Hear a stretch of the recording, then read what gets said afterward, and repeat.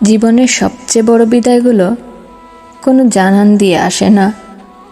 আমরা ভাবি বিদায় মানে শেষ দিনের কান্না, স্টেশনের হাত নাড়ানো অথবা এয়ারপোর্টে কাঁচের ওপাশে দাঁড়িয়ে থাকা।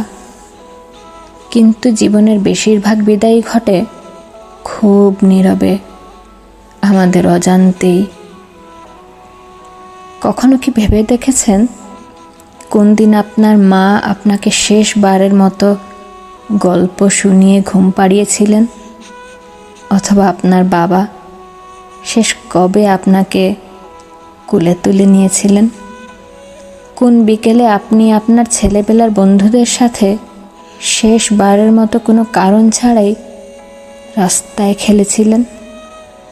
আর তারপর আপনাদের সবার পথ আলাদা হয়ে গিয়েছিল। সেটা কবে? সেই মুহূর্তগুলোতে আপনারা কেউই জানতেন না যে এটাই শেষবার। কোনো বিদায় জানানো হয়নি, কোনো প্রতিশ্রুতি দেওয়া হয়নি। শুধু সময়ের সাথে সাথে সেই মুহূর্তগুলো আর কোনো দিন ফিরে আসেনি।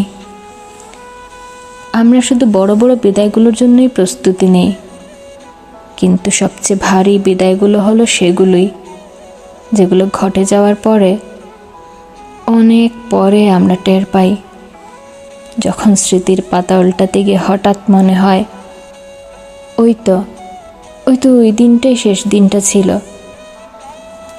জীবন আসলে আমাদের কাছ থেকে অনেক কিছুই কেড়ে নেয় কোনো কারণ ছাড়াই, আর আমরা সেই হারানোর যন্ত্রণাটা টের পাই অনেক অনেক দিন পর। এক দীর্ঘশ্বাস আর এক বুক শূন্যতা নিয়ে।